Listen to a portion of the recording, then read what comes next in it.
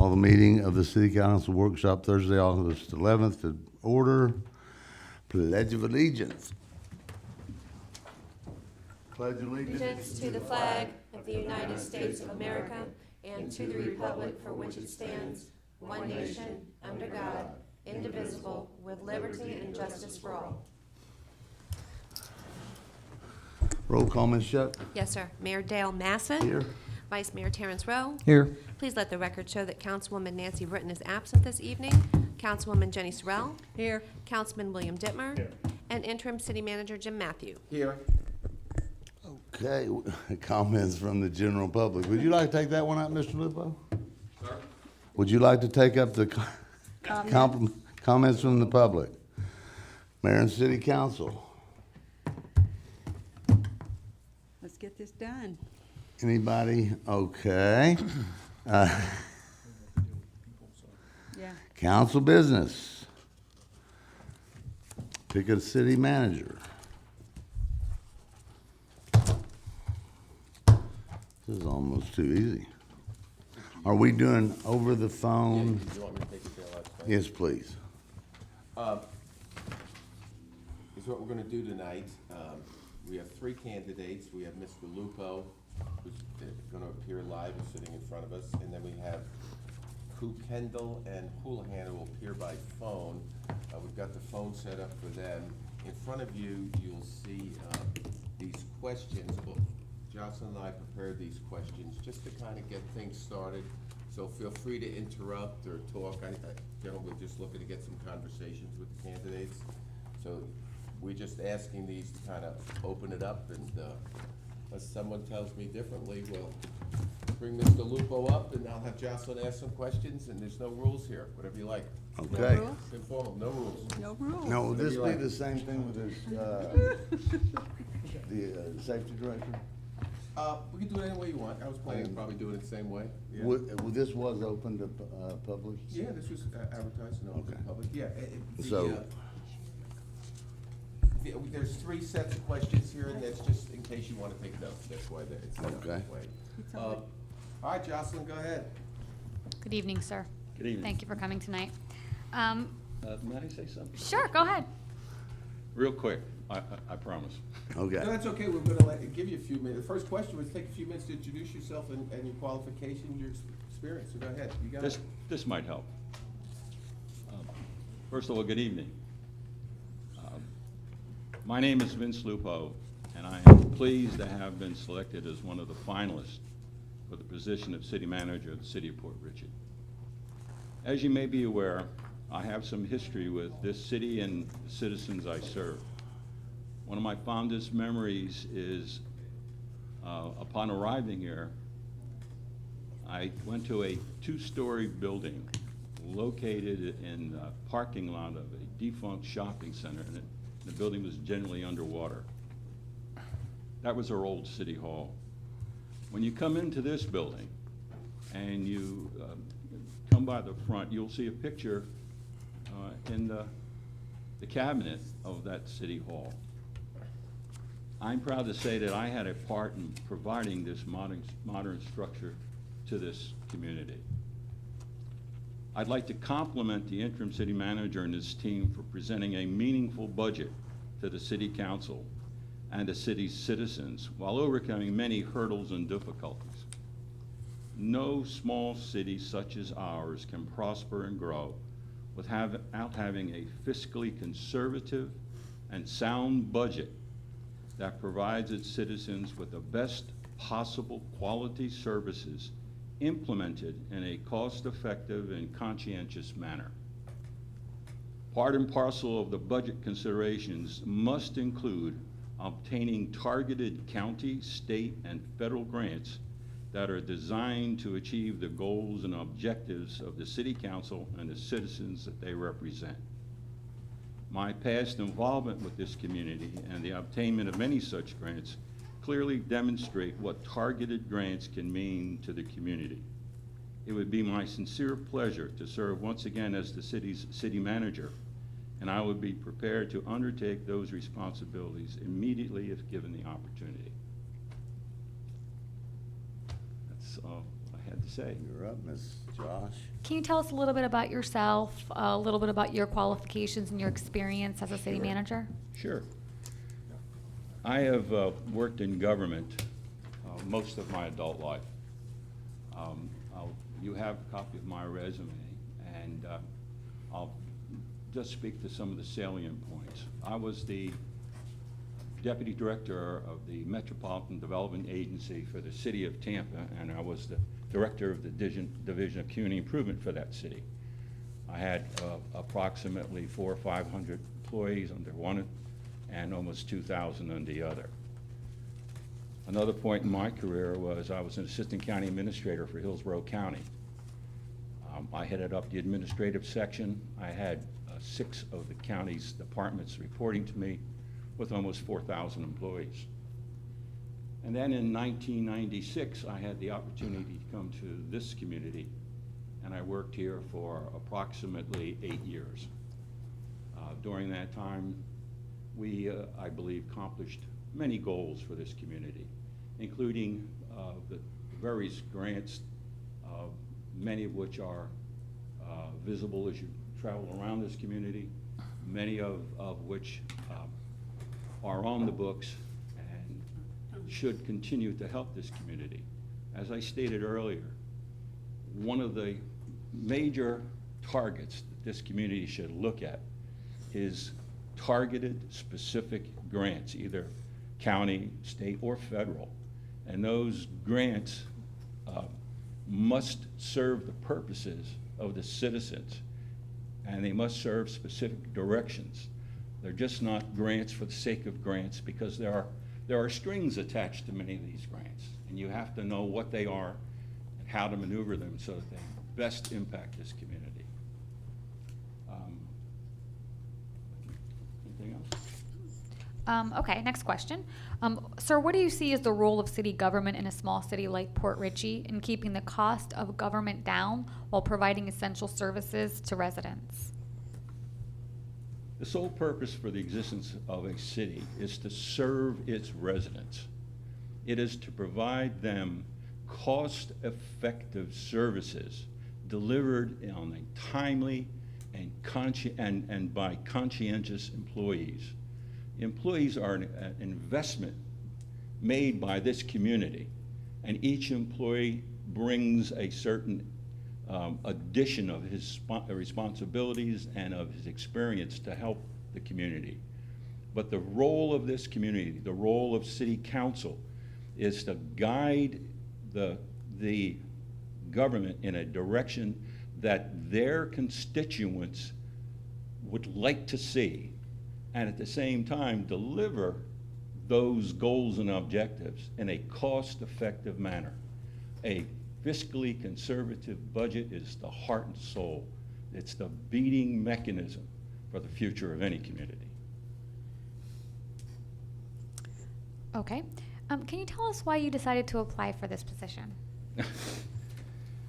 Oh, that's a hard one. It truly is. I spent 8 years here, and as I said, when I first got here, I came to a 2-story building that was generally underwater, and it was City Hall. It was a defunct shopping center. Of course, that property is long gone. We're in this modern facility, which actually is double designed. There was an addition to be added to this building to be paid for by state grants. That was going to be one of the only, the third, I think, hurricane shelters in the entire area. It was to be paid for mainly by state funds and additional government funds. It was also to be augmented as a community center with additional offices. In fact, the generator that you see out there is an oversized double generator. It was designed specifically to have the new building added to it. In addition, if you look around, besides City Hall, the parks that we have they weren't quite like they are now, nor like I believe they should be. The roads and streets. This community put in place something called the CRA. And we took an awful lot of heat when we designed and put this into place. We were one of only 2 communities. We were the first in the state to move forward with the CRA. And as soon as it was recognized by county governments throughout the state what we had done, they moved immediately, went to Tallahassee, had the legislative delegation, changed the requirements so that no one other than the city of Port Richey and one other community that I'm aware of could do what we could do with the Community Redevelopment Agency, which you, City Council, are. Community Redevelopment Agency was designed to specifically dredge every single canal in this city, not costing the citizens 1 penny. It would have drastically affected and improved their flood insurance. It would have improved their property values. It would have added to the overall millage rate and tax base of this community, which you are having a problem right now. Under the budget submitted to you by your interim city manager, which is a heck of a piece of work, by the way, he states very clearly that you're falling behind at, I believe, 1 1/3 mills each time because of property problems. They need to be addressed, and they can be addressed. If we go back to the CRA, when all of the canals were dredged, including the property value increase, you should have had approximately $15 million in reserves in the bank. Unfortunately, that's not what happened. And we are where we are now, but we can still move forward. Why am I here? There's some of the reasons why I'm here. There is a future for this community. This community has to recognize what that potential future is. And you, the city fathers, the city leaders, have to help guide the city. You have your hand on the pulse of this community. You represent individuals who come to you and they speak to you, and you have to translate that to your government, give your goals and objectives to the city manager so that he can enforce the directions that you give him. And those directions are simple. You want to provide cost-effective services on a timely basis, delivered in a conscientious manner. That's your purpose. That's the city's purpose. Mr. Lupo, what do you think you bring that some other candidates might not? Well- Repeat the question. What does he think he brings to this job that another candidate might not? I have somewhat of a unique knowledge of the community. I have some of the history of this community. I lived some of the history of this community. I have devoted a lot of my expertise to developing the kind of future efforts that this community needs. And I think it's a combination of both my past experiences, my knowledge of the community, and my belief in the fact that this community can be so much better than what it is right now. Its future should be very bright. Thank you, sir. Can you describe your management style for us? Well, anyone who was an employee when I was the city manager knows that I value them as individuals. I value the investment that we, the city, have made in those employees, because it is a major investment. And I protect those employees when they provide the excellent service that I require of them.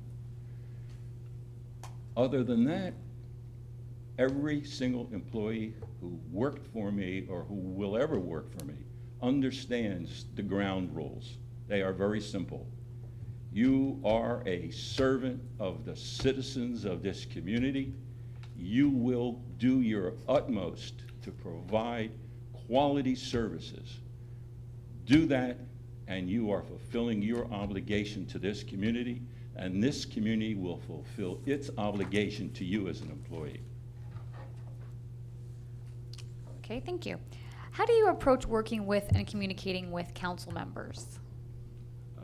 I'm an extremely open individual.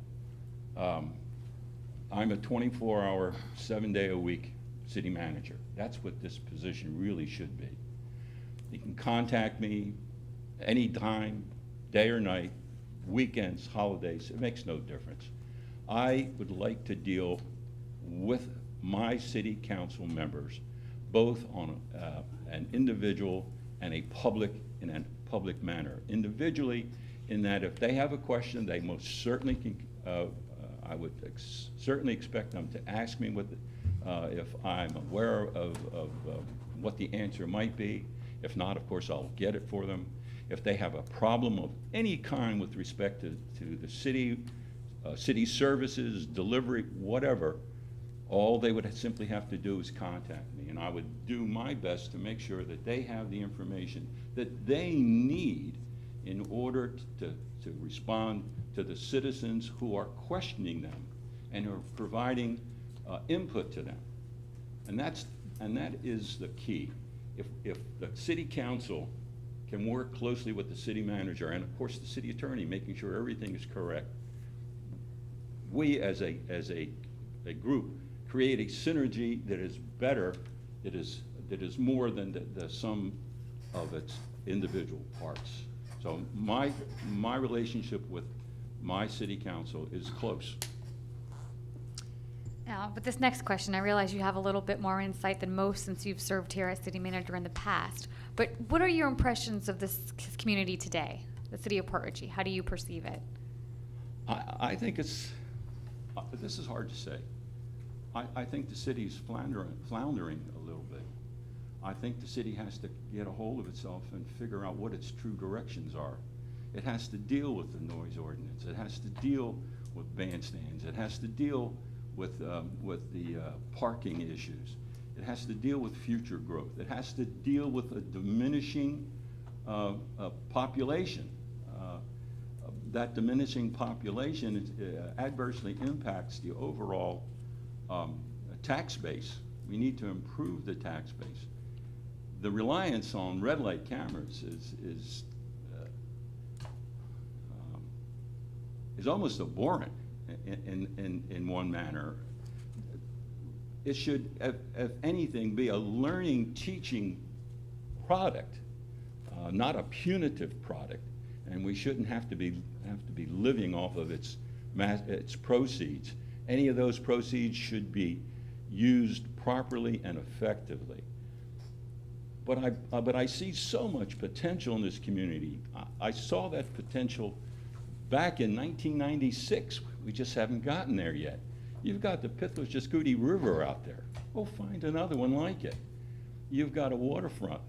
There's all kinds of things that can be happening, but it has to happen in conjunction with the ideals and the respect that the citizens want, need, and deserve.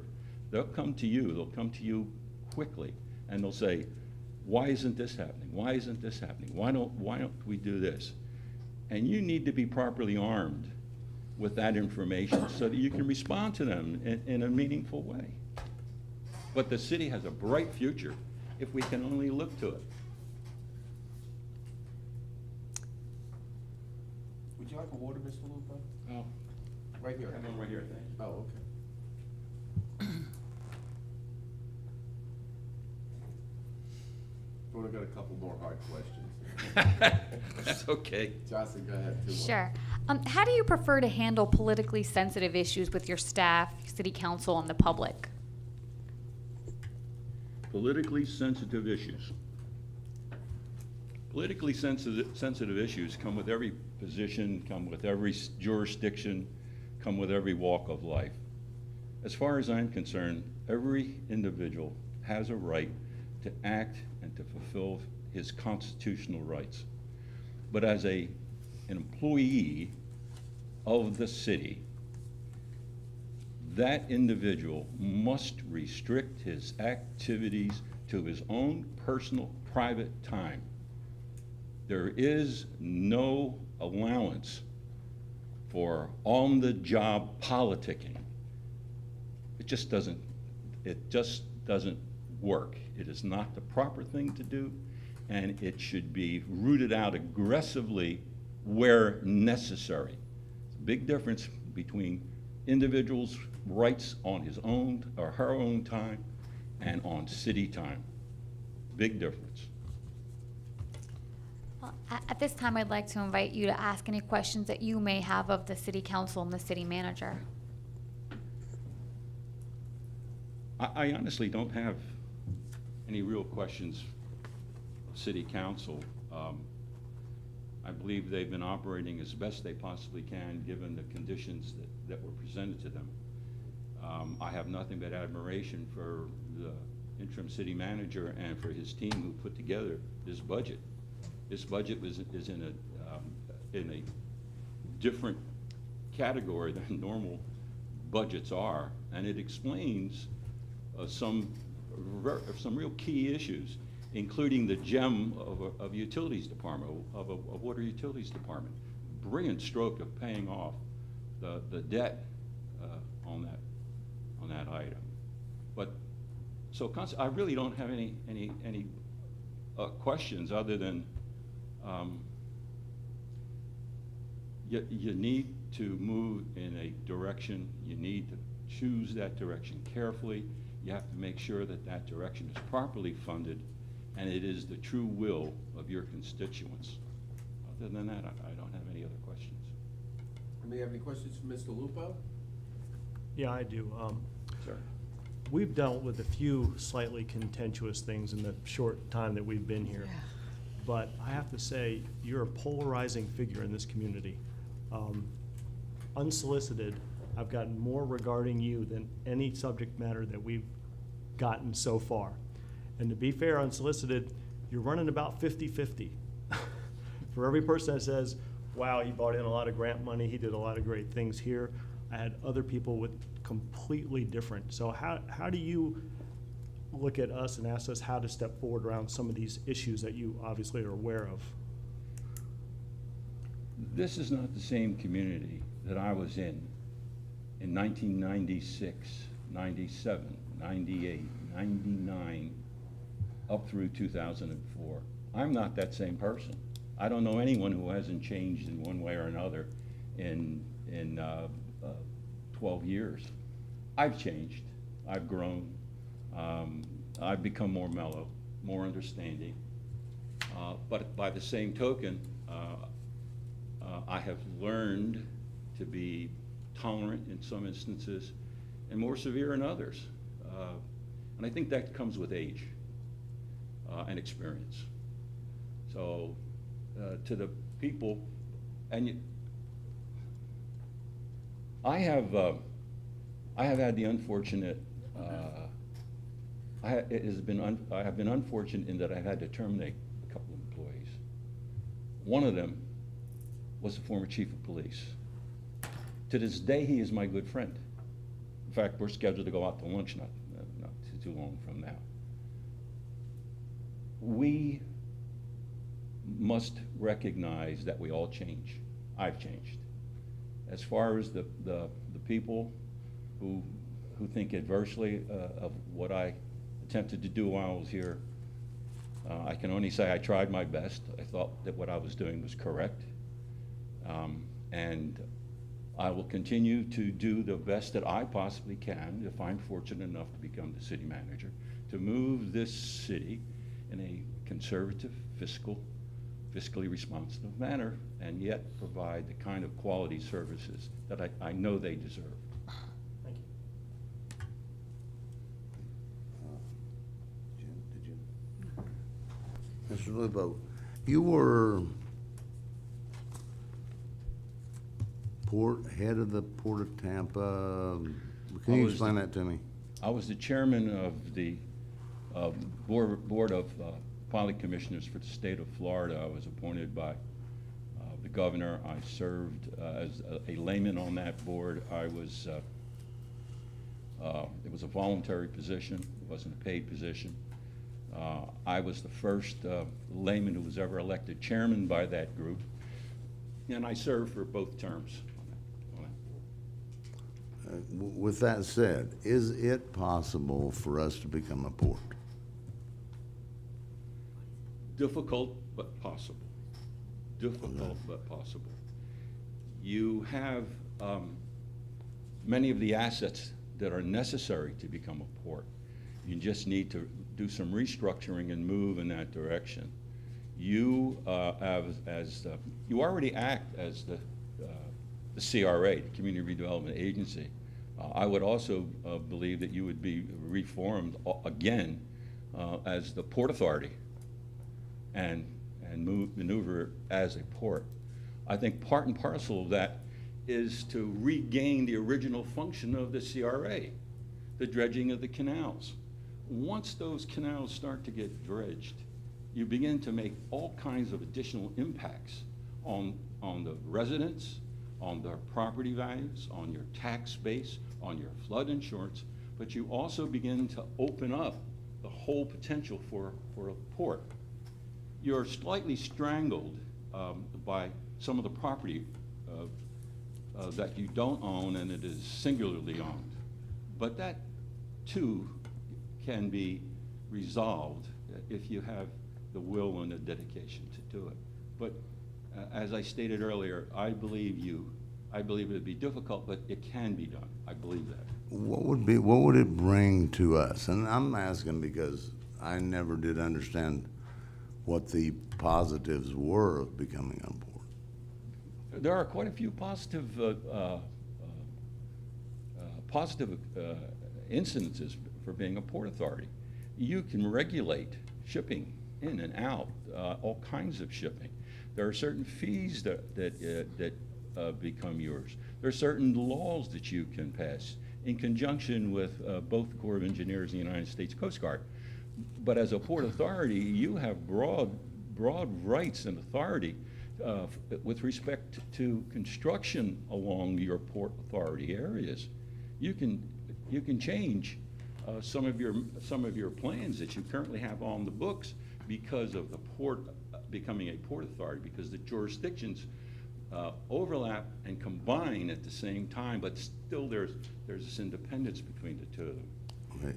And one of the things I'm getting at is I believe there was a reason we could not charge anything for the gambling thing. Would being a port allow us to move into federal regulations, so to Yes, speak? yes. A port authority and a port director, in fact, who would probably be either a separate individual or the city manager or the city mayor, depending upon how you structure the organization.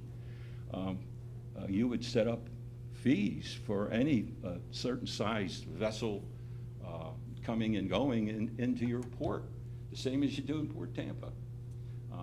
I'm not suggesting that, nor do I believe you are suggesting turning the Pittsburgh-Chuscootee River into a mecca for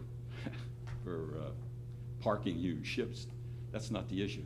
The issue is the potential for income and development along the waterfront.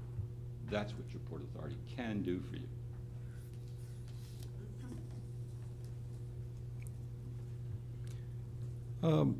Mr. Lupo, how many hours a week do you feel a city manager should be found in his office?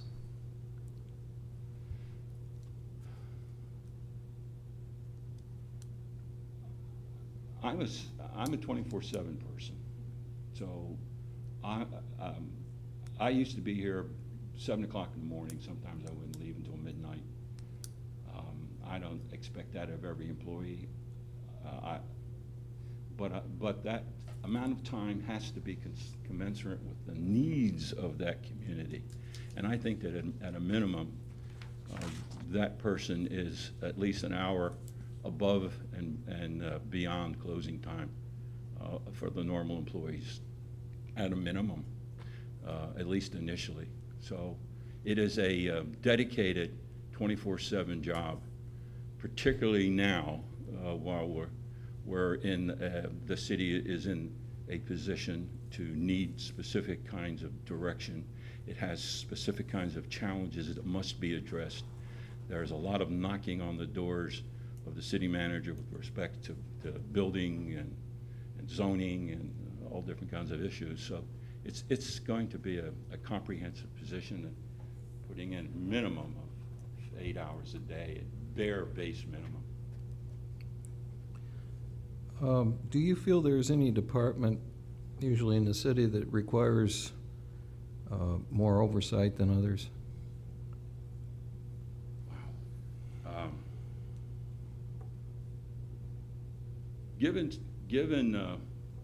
Wow. I'd say there's several departments that require absolute oversight. The necessity for building permits, the necessity for zoning is paramount with respect to the future of this community. You have, as illustrated by your interim city manager, several projects online, and I believe there could be many more if we provide cost-effective services to developers.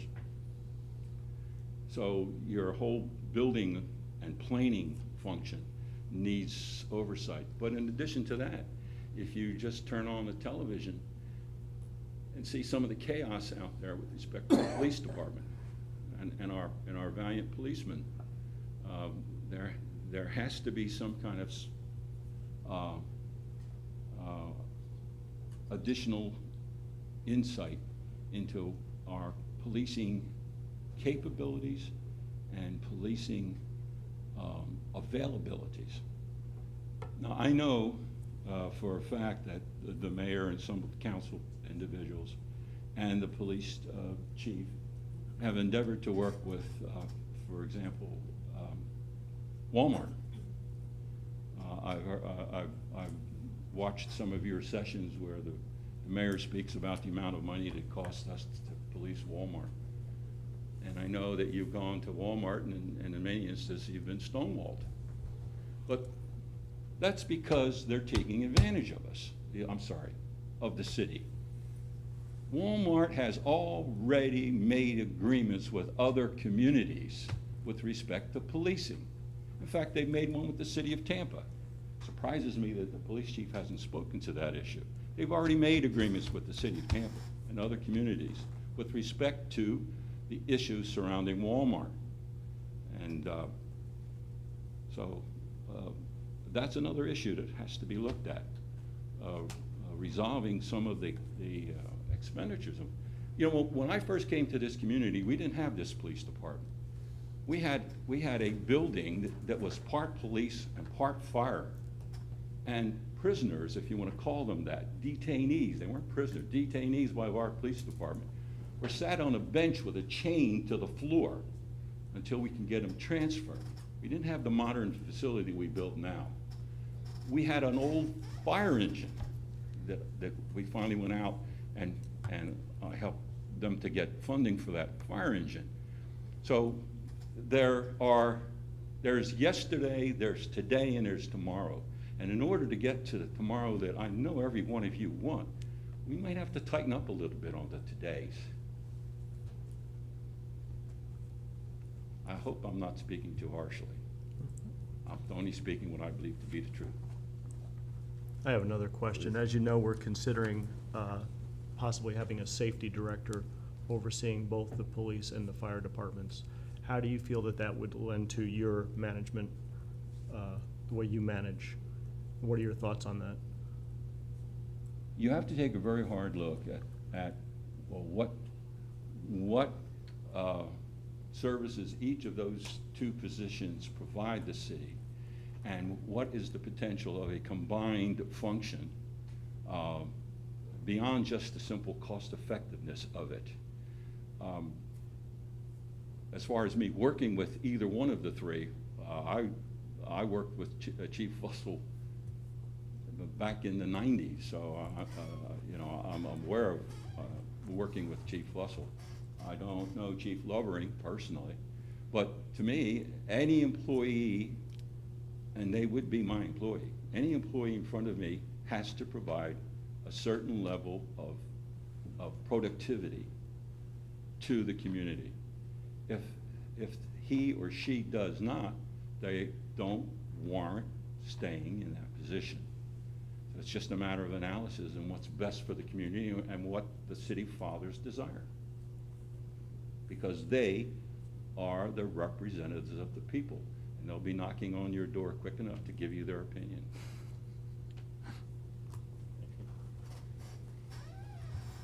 Any others? One last question then. Sir? Following your tack and Mr. Matthews of being frugal, let's see. Your 2004 salary was 62, and that translates, if I believe your math, Well, to 80. it does, it comes, I can give you the exact. You want to go with 62 or 80, or No, should we go with you advertise 71? Given the condition of this community at this time, you advertised at 80, and I'm comfortable with that 80 number. And the juxtaposition is, it comes right out of Google and right out of equivalency tables. So yes, I'd be more than happy to stay with 80, and any future ups or downs would be at the will of council. I wasn't thinking of staying at 80, you know where I was going. Okay, everybody else? Anybody else have any questions? We're pretty good timing. Sir, anybody? Again, I spoke my heart, I spoke my mind, and I don't know any other way. I hope I've painted a better picture of the community, of the community's future, and that's where I would like to lead this city if given the opportunity. Because I think the city's future can be very, very bright. There are gems all over the place, as outlined by your interim city manager, and as you well know, because you're the city fathers. Thank you very much. Thank you. Thank you.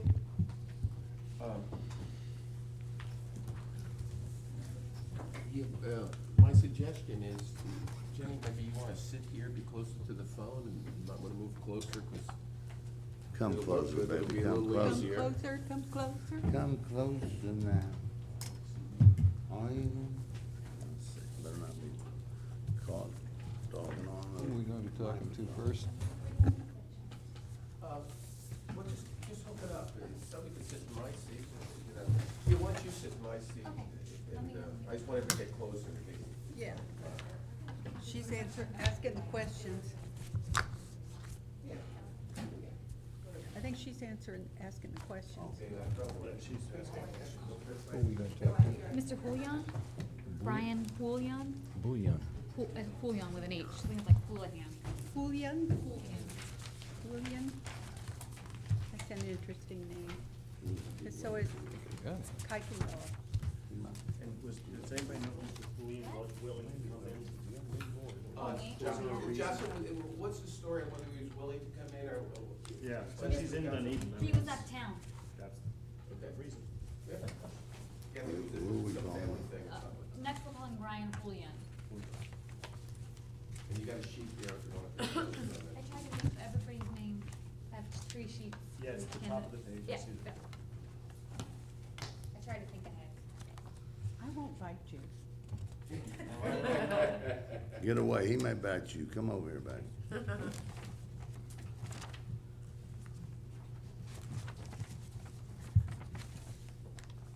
had my shot. Hi,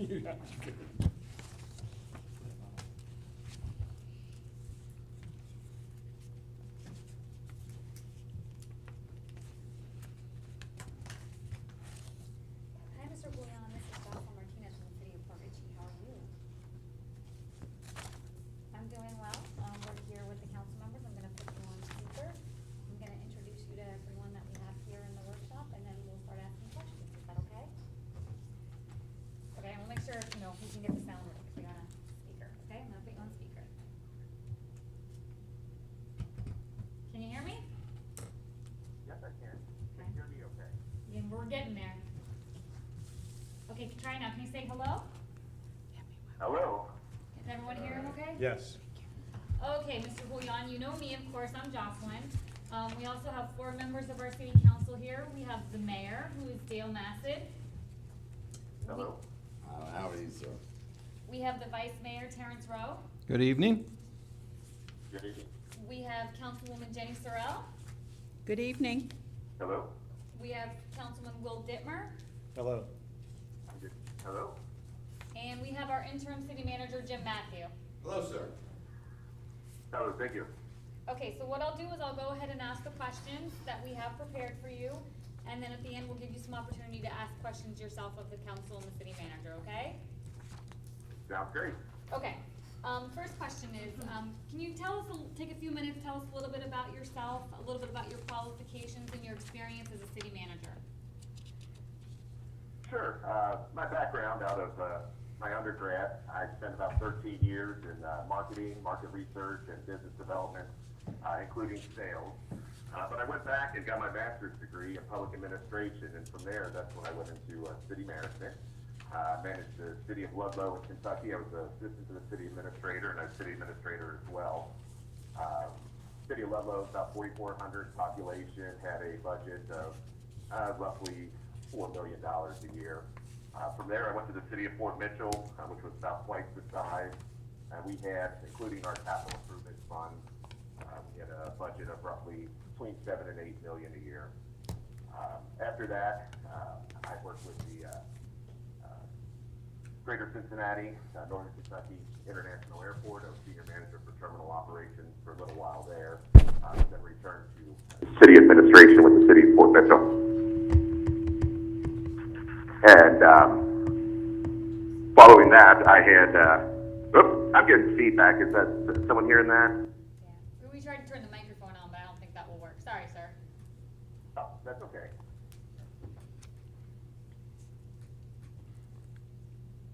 Go ahead, are you still there? Yeah, I'm still here. Okay, go ahead. That's better. Yes, yes. Sorry about that. Recently, I worked for the state of Kentucky. I was with worked for 2 different cabinet secretaries. One was the finance administration cabinet secretary. I was a special advisor there, and then I was with the public protection cabinet as well as an executive advisor to the cabinet secretary. From there, but the positions I had was being eliminated due to budget cuts that the new governor requested, and from there I have been searching for a city management position. I want to go back to the city administration, city management. That's what I think is my forte, and that's what I enjoy the most. So with the few years of city management, I have about 5 to 6 years of that, not counting public administration with the Air Force and the state cabinet. During that same time, I achieved my doctorate in public administration, just graduating this past December. That's a little bit about where I am and where I've been. Okay, thank you, sir. What do you see as the role of city government in a small city like Port Richey in keeping the cost of government down while providing essential services to residents?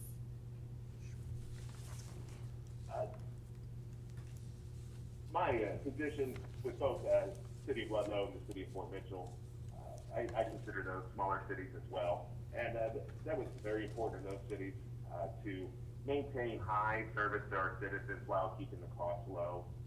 Trying to, we didn't want to overburden our citizens with high taxes, especially sometimes with our business. We were very interested in community redevelopment in the City of Ludlow, as the Central Business District had pretty much been hit by economic downturn, and most of us had thinking. So we didn't want to overburden the taxpayers, for one, and then we also wanted to make it a welcome place for businesses to come in, and we weren't putting a heavy burden on them either to continue to provide city services.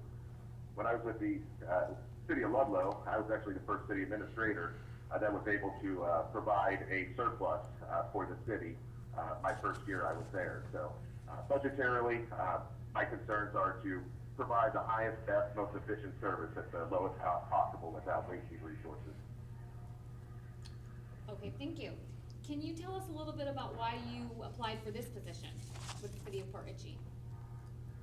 The City of Fort Richey, currently we are residing between Dunedin, Florida, and currently I'm right now and couldn't be there tonight because I'm helping with some family issues up in Kentucky, but just the locality and the proximity to Dunedin made this Port Richey a very good position for me to apply for. It's very close to where we were living.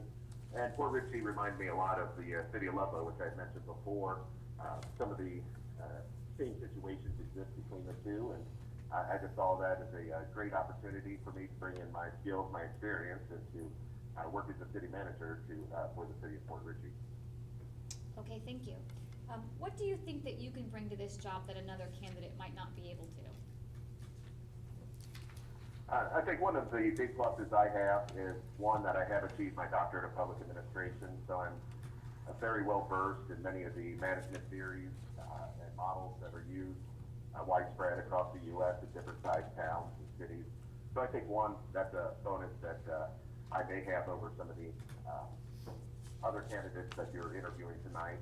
Also, my background really, I believe, is strongly in the economic development area, and I know that with the community redevelopment area and agency with the city of Port Richey, I know that's one of the top priorities for the city is to maintain a strong business foundation, economic foundation, and to aid in helping with the redevelopment of the city in general. That's one of my strong suits was always with the economic development aspect, and I think that's what I would definitely bring.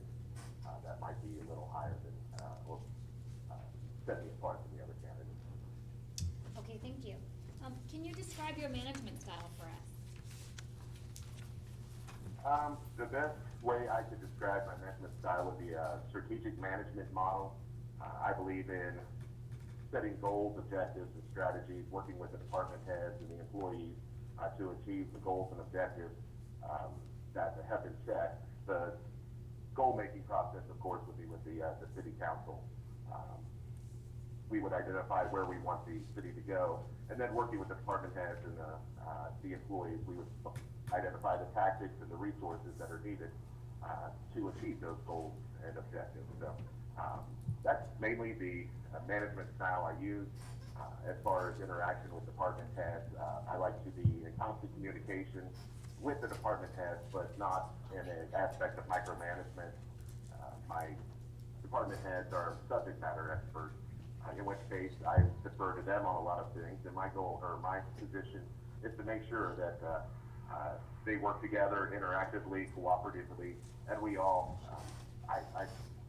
one of the analogies I like to use is like a symphony orchestra. You have your different instrument groups that are led by different people, but then the conductor overall is there to make sure that the symphony comes together, and I think that's what the role of the city manager is when you're working with your department heads.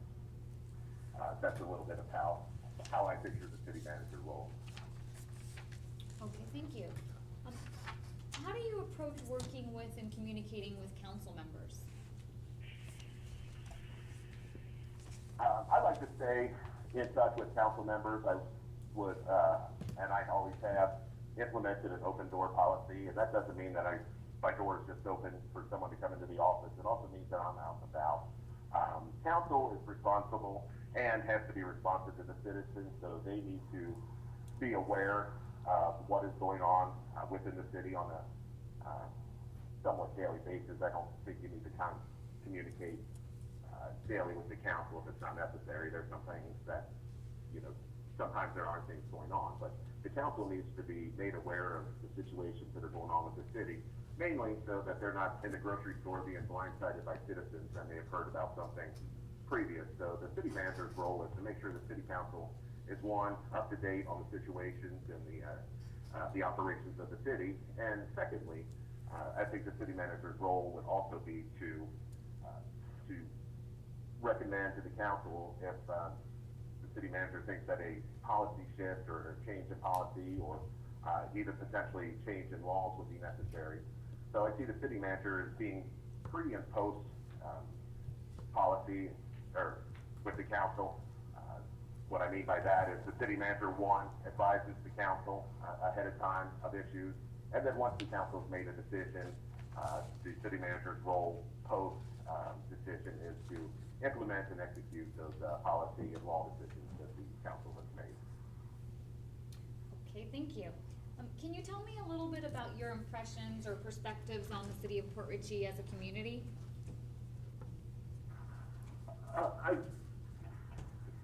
I've driven through Port Richey several times.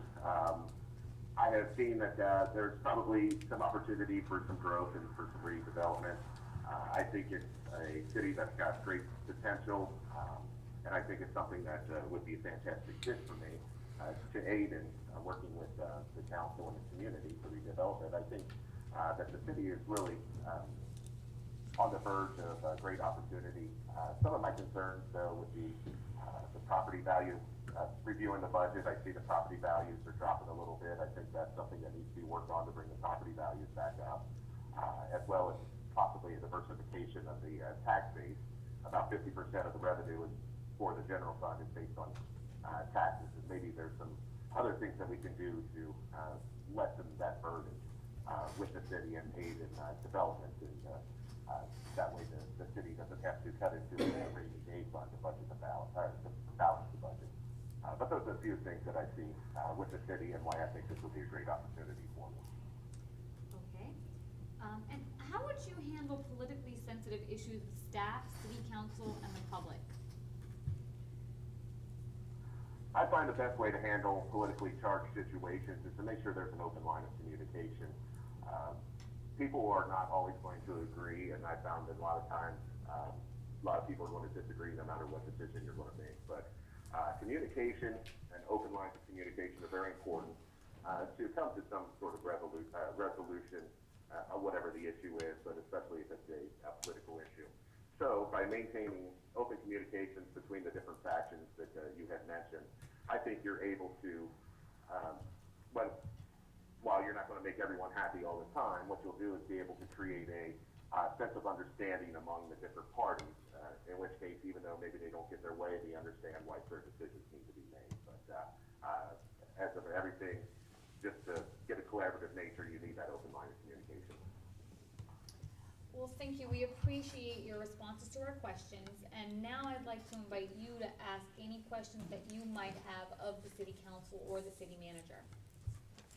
Sure. And first, I only have one major question that I wanted to ask. And what I'd like to find out is from whoever, the mayor, interim city manager, council, whoever would like to answer the question is, from your point of view, I'd like to see what areas that you really need the city manager to concentrate on when they come in to the city as a new employee and a new manager. What are some issues that you see that will need to be dealt with almost immediately? Jim? Yeah, okay. Jim Matthew, I'm the interim city manager. How you doing? Good. Okay, you can hear me, right? Yeah, I hear you fine. I guess the first issue is, financial in the sense that, in my opinion, a thorough review of the cost for providing services to the city needs to be done. I don't think that's been done in a while in terms of reviewing public works, as well as the other departments. I don't think anyone's ever sat down and determined, if we're doing these things efficiently. And secondly, there's some structural issues that I think are real important, such as our building department's been somewhat lack of leadership for 3 or 4 years for various reasons and things like that. And probably the third other thing that's very important is, we have this dredging issue that's been out there for years. We've spent $1 million, which is a lot of money to us, and we have these permits, and now we're chomping at the bit to try and dredge. Now we just need to get together with some funding and decide how we're going to do that. So that's a major issue that I'm sure everyone in the city would like to see. So those are probably the things most important. I think the city's on sound financial footing at this point in time. It used to be a little better, so it's not like we're in any emergency here. But I think going forward, I think we now need some management to come in and look at each one of the departments. And I don't want to say there's cut fat, because then you're presuming there is, but I'm not sure anyone's ever sat there and gone out and crunched the numbers. That's kind of where we are. Those are the major issues, in my opinion. One of my strengths is efficiency and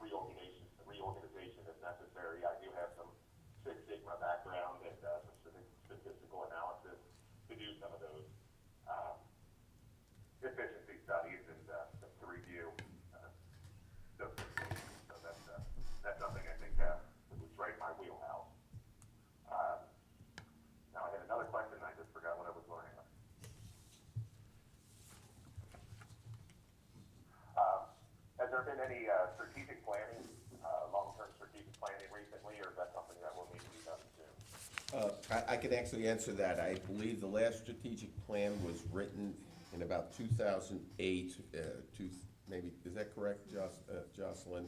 It was the last time the council sat down and did a strategic plan. You know, how much they've looked at it since then, I would think it was done and the exercise was done. It took a while and it's rather lengthy, but that's the last time those type of issues were addressed. It sits in a drawer, as most strategic plans do.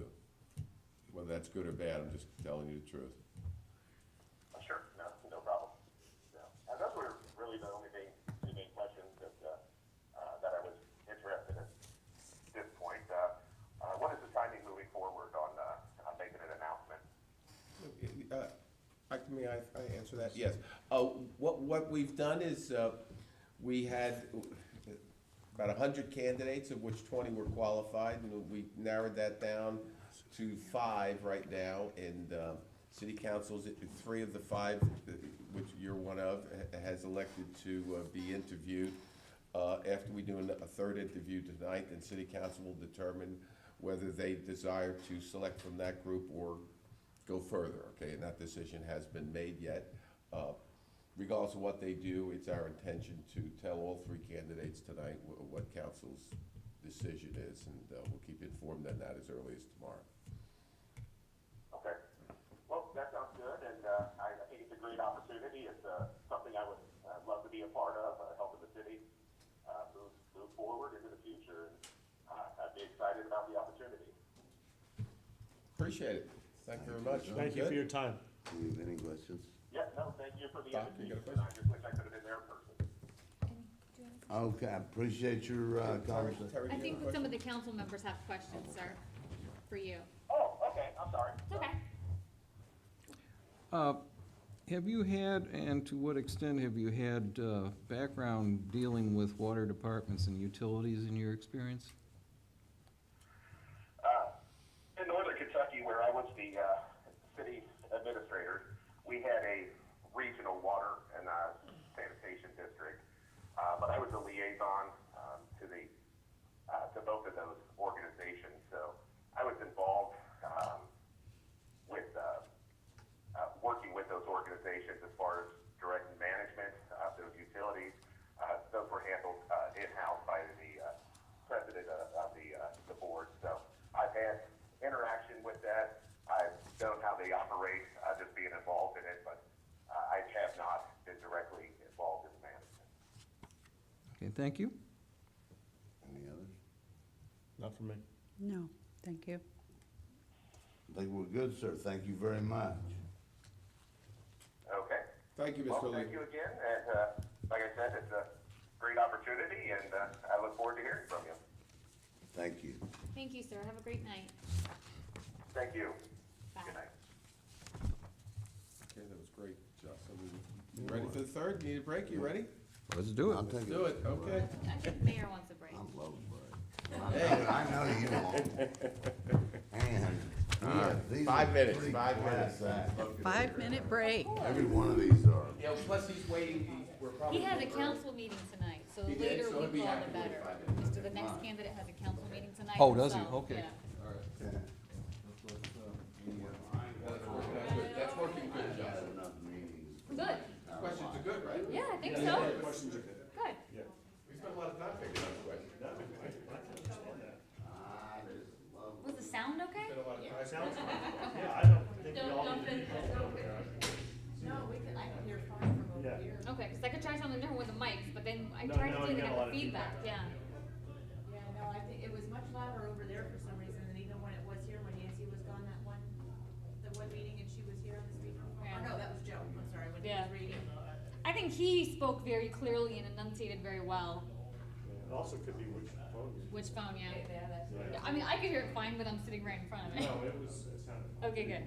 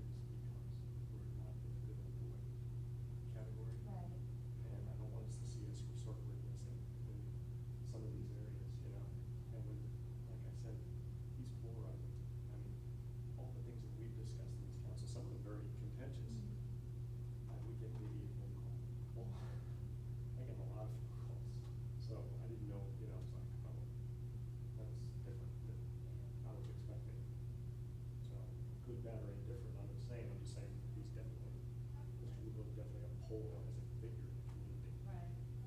So, when you start reading all the articles and Well, and there's something to, having someone with a fresh set of eyes, you know, well, like hence my having thing new about Jenny council and I members. just getting, Right, right. yeah, there's something to that. That was my point, that I don't, you know, and when you read the stuff that writers write about our city, we all sound like a bunch of dumbasses, you know what I mean? Like, I can't believe they're doing that again, or, I mean, you start reading all these articles, and I'm like, you know, I think he has a lot to bring to the table, but I also think he's a lot of baggage.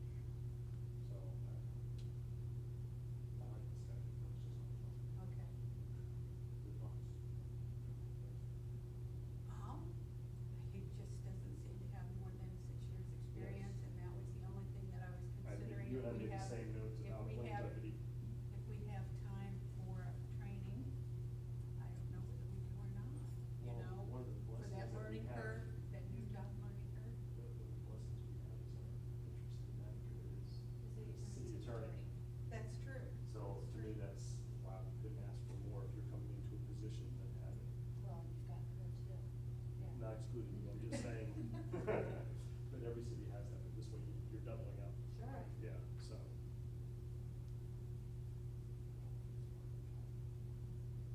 That's why you work for yourself, isn't it? It is. It's a hard thing to pick. It's hard to pick the right person. It is hard to It's do.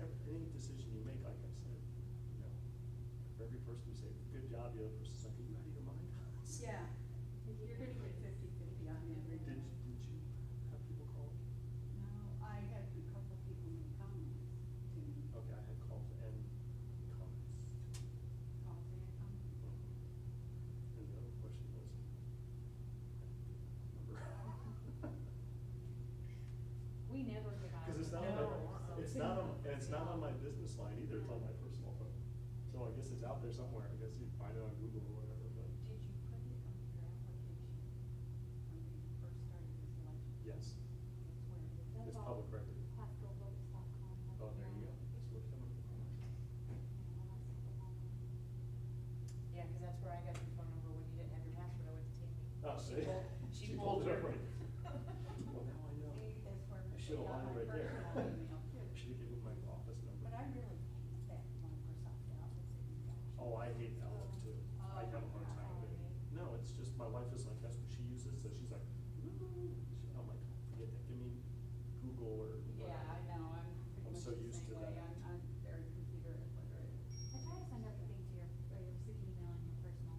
I Yeah, noticed you that, did, yeah. by the way, too. You did And I send do- that stuff the other day. Okay. I just had not gotten into my email. Oh, okay, would you prefer that I send it to both, or just? I wouldn't mind both because, to Both. tell you the truth, I'm on my personal one with work. Well, I have a work one that's separate from my personal, but a lot of people cross over and do that, so I want it a lot more. Okay, so I'll make sure I'm that I on my always send it. personal one Yeah. too. We'll make sure that I always send it to both, Yeah. that way you Yeah. make sure that I You get it. cover both of them, you. We can set it up to where it automatically forwards, The like only, Jim's the only one. challenge with that is when you respond back, it's from a different email address, that's the only Oh. issue with that. You know, like if you have your w.ditmer@cityofritchie.com forward to your Will Gmail. Dimmer at gmail.com. Right, Yeah. then when you respond back, it's coming from your Gmail account. Okay. So the email that, the email sent to is not the email that the other person receives it from. Yeah. And So speaking that of is a little emails, confusing. how's that going with that request for, we got a request That to was send with it? Tammy. It's all, That's it's all all taken. completed, I don't know if she's given it to him yet, Oh, but okay. as far as I know. Because what I do is when you guys send me something, I have a separate file that just City of Fort Ridge names. And folder, yeah. Yeah, put it in that's folder what as they mine come always in, does. yeah. That's why it was easy for me. Me to too, pull I just up went right everything through and it. just print it out. Oh, I just emailed her. She's probably like, great, thanks. I don't know how to do that. So I printed them up and brought them in. You could just forward them to her. That's what I did, I just clicked on the forward. Yeah, but I printed them all up and made sure I had each one of them, and then went back and double checked to make sure I had each one of them out of my Yeah, storage either way. and out of my other and out of everything, so I was checking all my boxes. I even went through my trash to see if there was anything in the trash. There That was wasn't really anything weird. in it. You know, You don't like people do, they have the beard, Too much. they're doing that Not like you beard have thing. years my and God, years. goodness. Yeah, not like years. Well, he had a specific dates Dates, too. Yeah, we have to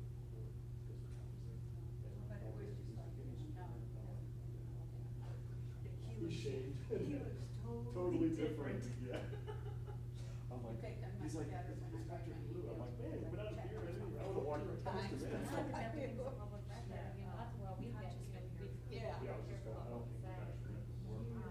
Yeah, so I was, I'm always. Nice to meet you. This is Sergeant Koch. Oh, that's right, you did, on my door, yeah.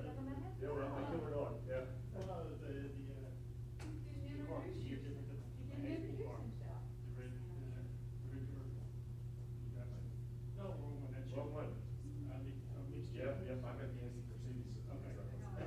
She's got the convertible. Yeah. You didn't introduce yourself when I was asking you about the picture. Oh, sorry. For heaven's sake. I always tell everybody, you guys, when you're out of uniform, I don't even.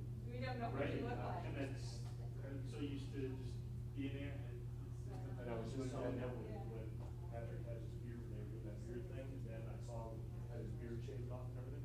You had I no walked idea right past him, who it he's was. like, hey, you're waiting for me, and I'm like, wait, you know. I have no idea. I didn't know who you were.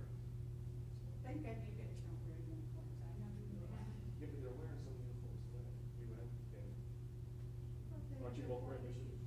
Yeah, sure. It's Yes. uniform. So good. That's cute too. Parents are only redhead, so. Yeah, you are. She's easy.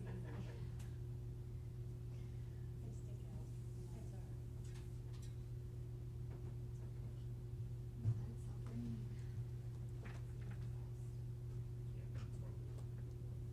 right. Two days ago, something like that. Hey, we just had our normal winter for this that came from the Midwest. That would be our winter, what we're just having right now. All the rain. Well, you can't get outside in the winter time up there, and you can't go outside in the rainy season here. Yeah, but usually it used to be, I remember when I was young, it would like 3 or 4 o'clock, it rained for an hour and stuff, and that was it, every day.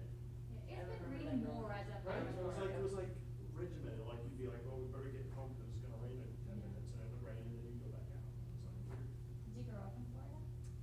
Since I'm like 6, yes. In this area or your water? Okay. I grew up. So you see, we've just had our winter, so to speak. You can't have it all year round. Well, actually, New York, a lot. We were last February. Well, actually, I'm grateful they are. We could be real crowded down here. That they haven't figured that one out. Oh, no, they've got And screw it, so that, you know, you get up in that hole, that's where you feel everyone just. Oh, yeah. No, Yeah. you have to ask me about that. They freeze I quick. don't know where it came from. The boat was leased, the FBI was up there on Wednesday, we knew about it. And, we didn't know what, but we knew they were going, he was going down, and the US Attorney's Office took him down yesterday. It's in today's, it's in today's regular paper. Okay. You know, and so, that boat is leased, fiddle about it. Oh, he's toast, he's toast. Okay, great job. Okay, good. Who are we talking to now? Mr. Kui Kendall? Jim and I say Kooky Kendall, but I think it's actually Kui Kendall. Cooey, Cooey, Kui Cooey. Kendall. We'll get clarification on that. You know, Cooey Kendall, yeah, I had him here somewhere. It should be the second one. Actually, I moved these all. Oh, you moved them around, okay. Yeah, I had them out, I looked Oh, at you them. have the older ones from the bottom 5 and the top 5. Yeah, I basically had everything, so, yeah, he's in here. really? Okay, never mind. Sure, I know he's right here at We the looked top. at every one of those when we went through them. Bottom there. This was from Oklahoma. No, Texas. He's right here. I saw him earlier. Go through there to go to Dallas. That's Texas. I have never heard of Kanawha. It's, I think it's very, very small. It is very small. I mean, really. I'm back. Yeah. It may be the brightest guy like me. I think he said they have like $1 million budget or something. Wait, Jocelyn. Yeah, this is, Mayberry. that story. I think it's Kui Kendall, but we can get clarification when we speak to him.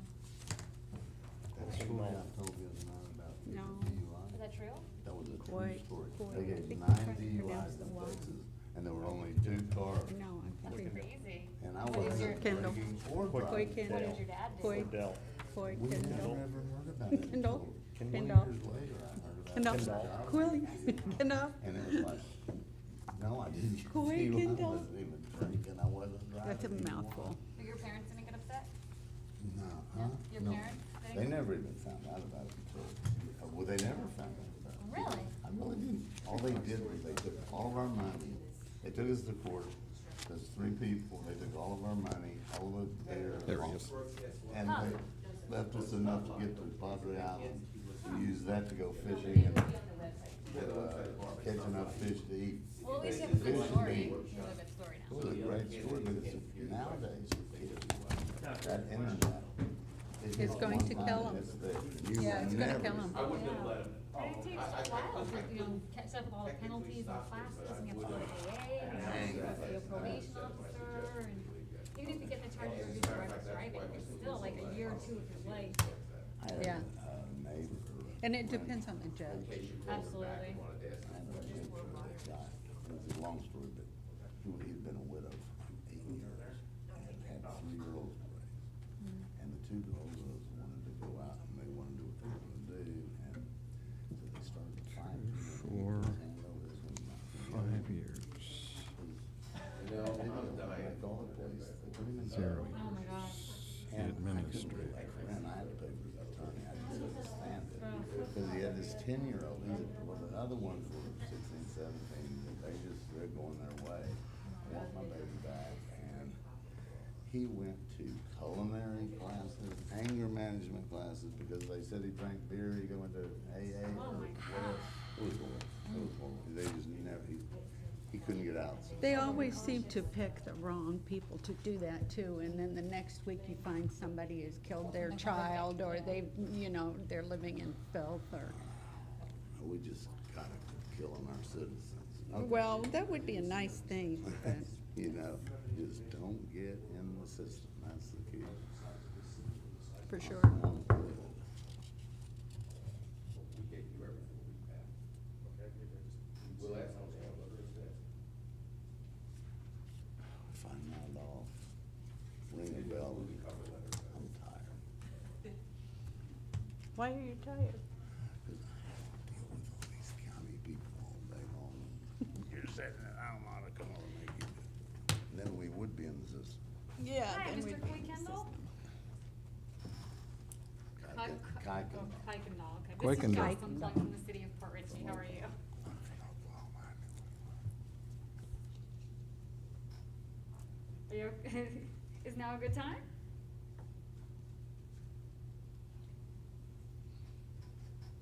Oh, okay. Is it okay if we begin the interview now?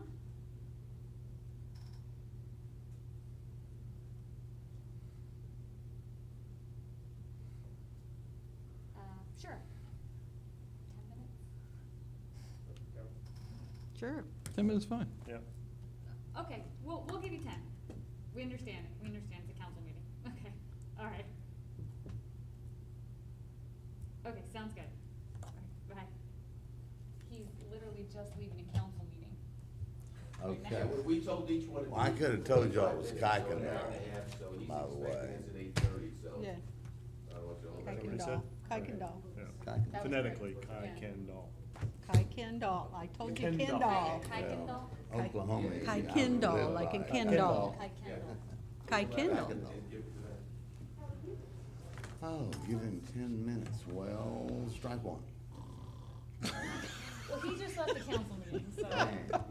He told us at 8 o'clock. We're recording, I'm so be careful. sorry, put me in the green And they're room. down. Violation of I the believe so. closet law or something. Excuse me. This isn't being live streamed. No. Oof. That would be lovely. Oh, yeah. They're all sitting Have- close together Jim, here. what are we? You know where Tish Omingo is? Huh? You know what Tish Omingo is? Tishomingo. Tishomingo. How about Cleveland? I know where Cleveland is. Cleveland's in Oklahoma here. So- Cleveland County is where Norman is. I'm just asking. Tishomingo is a relatively large Oklahoma town, Is it? probably a little bigger than this one, I guess. I never have been there. What about Canoa? Muskogee is one of our most famous The town. Okies are, right? Okie from Muskogee. Okay, just asking. You had that. I couldn't help it. You know that whole, I don't guess it matters. In my fraternity house, the guy, Tom Turley, was from Muskogee, and he was the biggest dope smoker ever. It was like, well, I'm an Okie from Muskogee, we don't, whatever it is, We don't smoke drink marijuana or in smoke marijuana, yeah. We don't take our trips on. That, well, if we, We if don't we, make our Must be a parties generational out of you got it. Are we recording that? We are. Okay, YouTube, next week, you're gonna be on. I'm putting them on America's Got Talent. There you go. That was a good song, I got me. But of all the people, that one guy, my fraternity brother from Muskogee was, oh boy, he was a popular. And Jim, Jim, I listen to the radio and I'm old. I used to be Jim, What is Jim. You know that story I told the other night about having a DUI and being 9 the people in maintenance 2 provider? cars? What is that? I Because was in he's the still back seat, working for not this company drinking. that This is is what I swear to repairing God. whatever that is. They According just, to yeah, that's whoever that Floresville, is. Texas. They just hauled us all in there. I thought I was negotiating for the drinkers. They hauled us all in there. How much money do you have? And they took all but $40 from each one of us and took all the booze they had in the trunk. And, what a justice system that was. I mean, they just literally counted our money and left us with $40 apiece. In 1982, I got a license to carry in Philly, which in Philadelphia is very hard. And it's pouring rain and these doctors are meeting. It's a big deal to me, down there in the ghetto, okay, off on North Fifth Street. It's pouring rain, I'm parking, I don't know where I am, and I take a wrong turn. I'm on a one-way street the wrong way, in the middle of the city, the ghetto. I'm running, literally, physically hitting the front end of a police van. The, two women in the van, two women policemen. And, I get out, I walk up to the window, and the one of them's yelling at me, "Didn't you see the arrow?" Pouring rain. And I go, "Officer, I didn't see the Indians." I didn't see the Indians. How'd he take that? Well, she goes, the two women, police officers, it's funny, I go like this, and they go, "Gun, gun, gun." Within about here in the city, about They're 30 seconds, I freaking. got 4 policemen all over me with my, and it's pouring rain. And then I gotta walk into this meeting with all these doctors, that we're setting up a CAT scan. You got out of it with the gun? He had a concealed carry. I concealed carry, which in the city back then, it was very hard to get one. And it's even worse now. Oh, in Philly? Oh, yeah, my friends know me. Yeah, try to go to New York. I had to go for an interview and do all the political things necessary to Absolutely. get it. And so when I And then they meet the decide whether or detectives, not you're worthy. they came out and it was a totally political thing, I went for a shooting, that's all I do is I gave the guy the money and I passed. Back in, tell us when our time's up. Back in, when they were hijacking planes, you remember that? Brazil did this really weird deal. They passed a law, anybody who wants a gun on an airplane can have one. Well, they didn't have any more hijackings, did they? Not another hijack. Nothing from Brazil anyway. That's why they say it harms The society. second best thing done, Yes, it except, is polite society. you know what I did love was when Reagan was president and Gaddafi shot off a woman. He did some terrorist thing. The next day, bam, 2 missiles going right into his house. You remember that? Yes. That was Reagan, He man. didn't get around. I don't need a cabinet, I don't need it. Shoot all away. Actually, they put it right in his backyard, I think. Yeah. I think it killed one of his Sons, kids. grandsons, yeah. Yeah. I mean, I'm not for that, but you know what? I didn't hear from Did you hear from him Gaddafi for for 30 years. Never heard anything Ever. from him. He also turned over all his chemical weapons and everything else. Right. Yeah. You know, I think And it's then gonna take We a, bumped him off for no apparent reason recently, and now we've got all kinds more problems. I'm telling you, those people are gonna fight. And there's no reason to get into it, because you're not gonna change it. No, Maybe you're it's not. like They're old gonna Richie. Yeah. But I think we have more cohesiveness here than I have seen in years.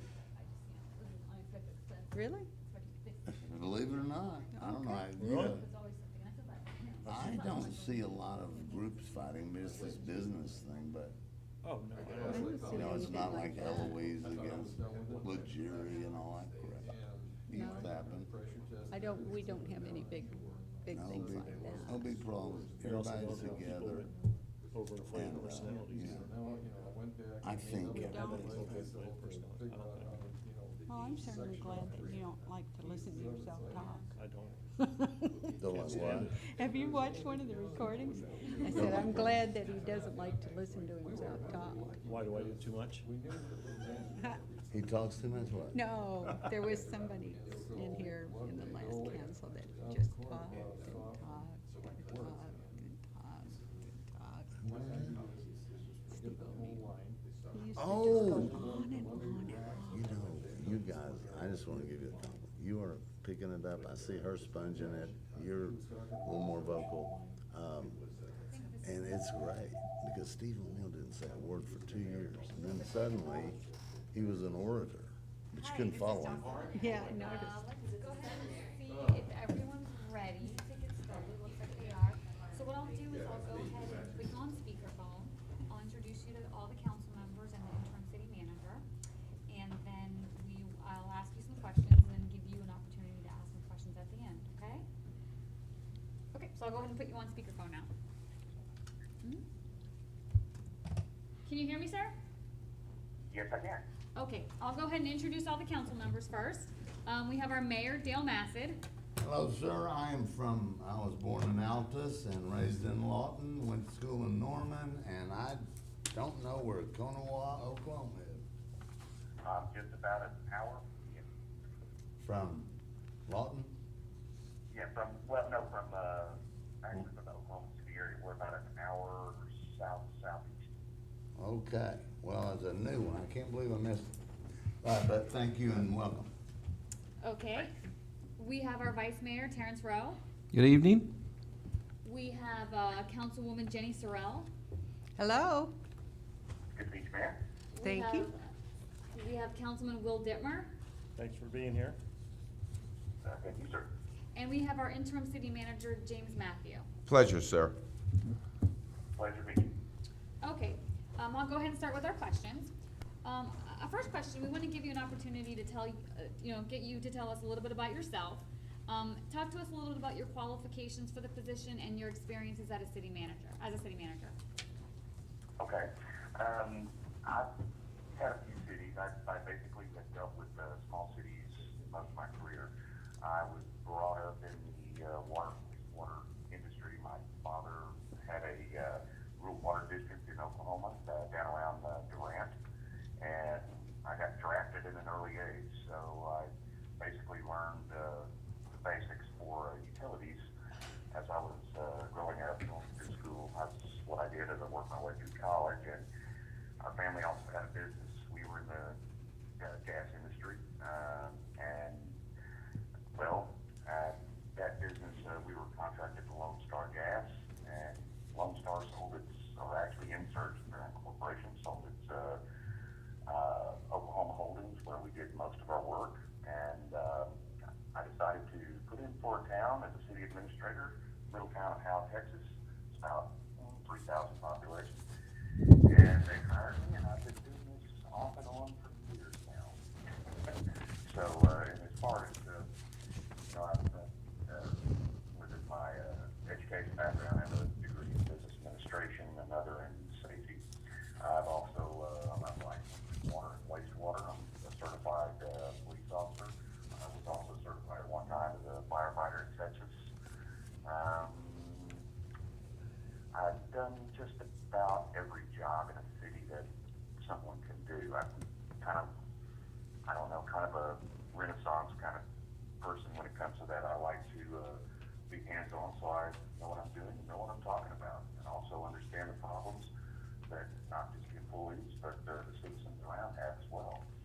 And so I've continued off and on in this business, and been in private business as well. And I was also a boat surveyor for many years, avid sailor, and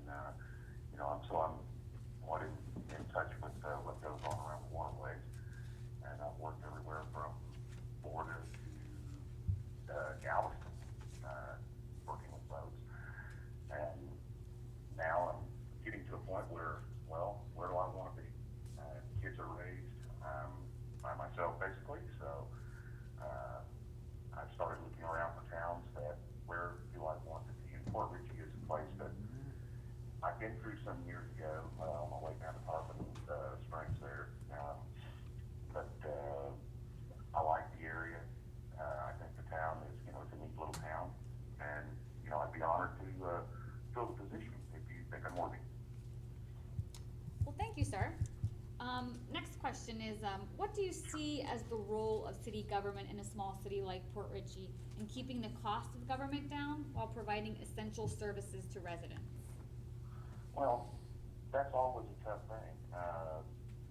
We want to provide the best services that anybody can provide, with the money in hand that you have to provide them with. And the role of government, you have to watch your expenses. You have to watch what you do because, you're in charge of taking care of people's money. Doing that is difficult balancing that. But, the city has to be very responsible in what they do. They got to know that what they're doing is right. They got to know that the services they're providing the public is what the public demands. And on occasion, sometimes you have to do things that the public doesn't like. We're going through that right now with some water rates. But to be able to provide and maintain those services. And, the government has the ultimate responsibility to the people to serve them and keep expenses as low as possible. Okay, thank you. Can you tell us a little bit about why you decided to apply for this position in Port Richey? Well, one of it is location, and it's an area that I want to be. I've been in Texas and Oklahoma for the last many years, but basically I was born in Albany, Georgia, raised in Greenville, South Carolina area before coming out this way, and been to Florida many times, and I just like it there, and I'd love to be somewhere that I want to be, doing a job that I'm pretty good at, and I enjoy. Okay, thank you, sir. What do you think that you bring to this job that another candidate might not? I think my background in the public works and other agencies with the police, fire as well. These are things that you're not going to find too many city managers who are actually licensed to do these things or even know how a water plant works. They might know it exists, they might know it costs what it costs, but they don't know the actual workings of it. The folks that are down there in the hole to the people in the office. Having done that, and especially working with smaller towns, you're immersed in it. You do it all, and I think that's something that's going to, I think that I can benefit the city in that respect. Okay, thank you. Can you please just describe for us your preferred management style? Okay, basically, I believe in letting the department heads handle their position. I can be kind of rough on department heads, it's true, because I expect a lot from them. They're not there because they don't deserve to be there. If they don't, then I'll, have the reason why. And these departments, they need to handle those employees and those tasks that are set before them. And I don't micromanage, but I do keep an eye on everything. And when I do have problems,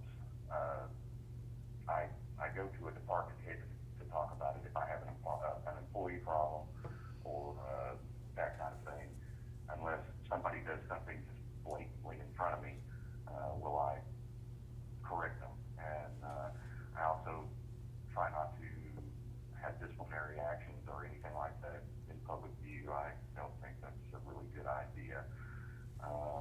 And, I believe in letting people get their job done. I coach, I teach, and I lead. And I think that's something that's very important and very vital. And a city manager that sits behind a desk all day and doesn't, well, I don't think they're being a very good manager, but that's just my opinion. Thank you, sir. How do you approach working with and communicating with city council members? Oh, I believe in full communication about everything, and that was actually one of the big questions when I came to work here. How do I do that? I think my council is so sick of me talking to them by now, but I communicate everything. I try to keep them up on every issue. I use a lot of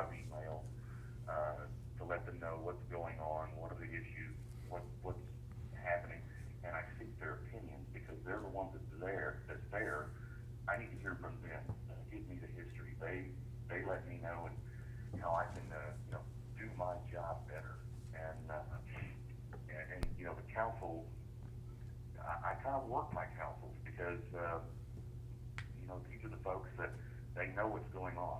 I'm going to be the last to know, because as a city manager, that's just the way it is. But councils help me a lot, and without their help, I couldn't do my job.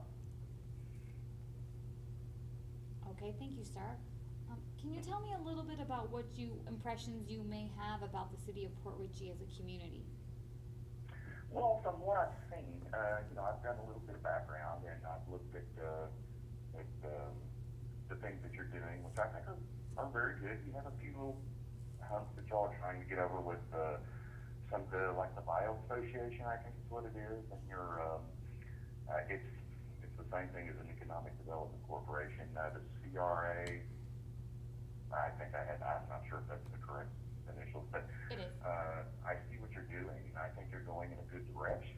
And I think you might be a facilitator to talk to people, to get out and talk to some folks. Maybe it seems like there may be a little, I'm trying to think of the proper word for it, but they seem to be kind of stuck. And it seems like some people with some good ideas that would benefit the community, and it looks like you might need somebody that'll go out and try to resolve these issues so that everybody's happy again, and people are spending money in the city of Port Richey. Okay, thank you. And can you tell us a little bit about how you prefer to handle politically sensitive issues with staff, city council members, and the public? Well, political issues, they're always sticky wicked,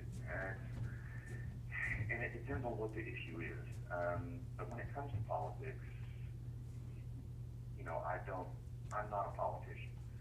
I'm going to decide what the law is, I'm going to decide what the city policy is, and that's what I'm going to follow. But I'm also not an idiot either. I hear what the public says, I also hear what the council says. When you have different things that, sometimes people are protected by council, sometimes you have groups that are favored that are not. You have to actually get in, investigate, look, see what's going on, and then handle it in the best compromising way that you can. Okay, thank you, sir.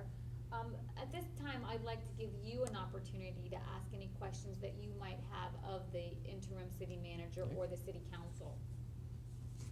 Sure, I was looking there, I understand you guys have property tax there. We're not allowed to have property tax in Oklahoma, which is odd, but I think we're the only state that does that. We have to survive on sales tax.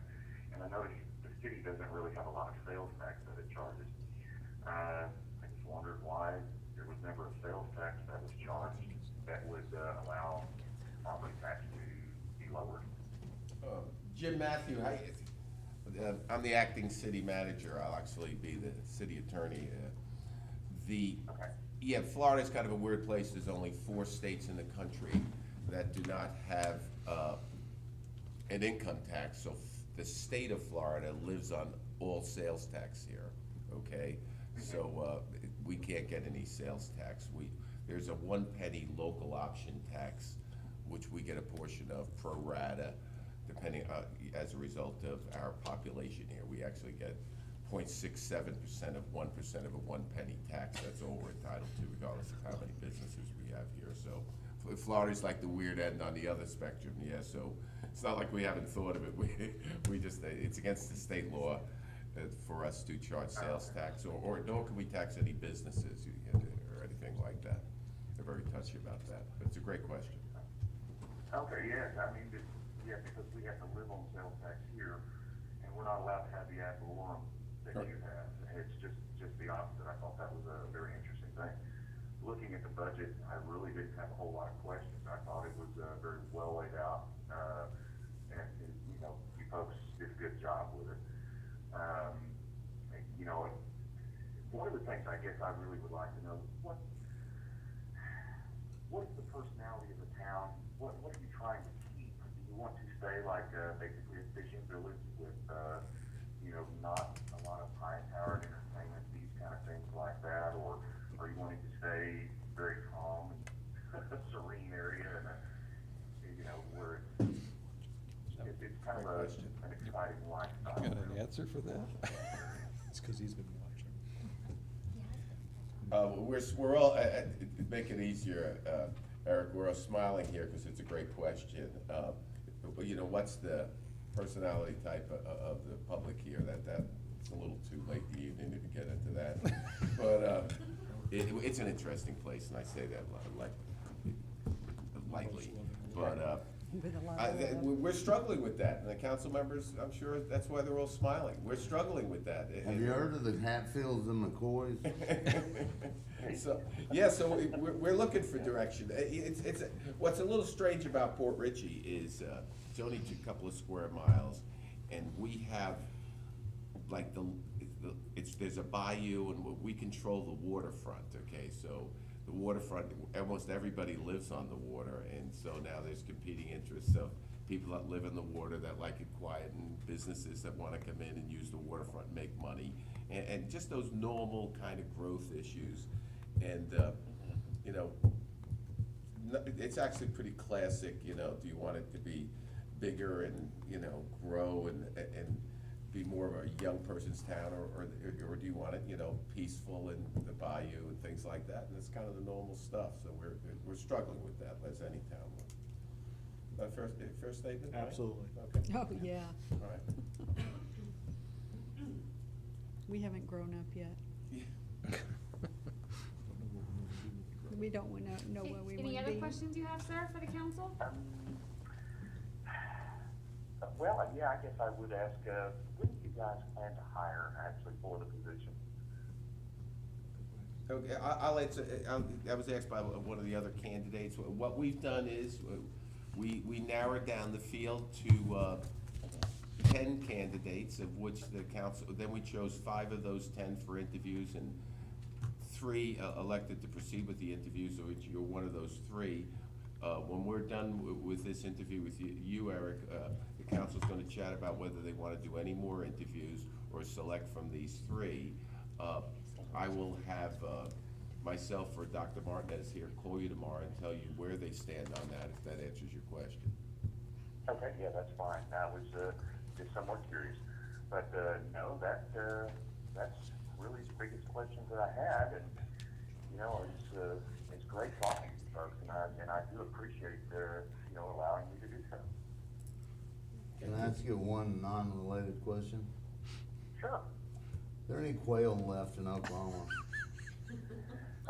Mostly no. The fire ants just about killed them all. It's been a pretty good sized population, especially down in southern Oklahoma, because we used to hunt them all the time, but in the last, I'm gonna say 15 to 20 years, nearly the whole quail population got wiped out. There was a disease that came through, I think it was coccidiosis or something. West That got a Nile. lot of them, and then fire ants have been just decimating the rest. I think we had several studies down on our land as well.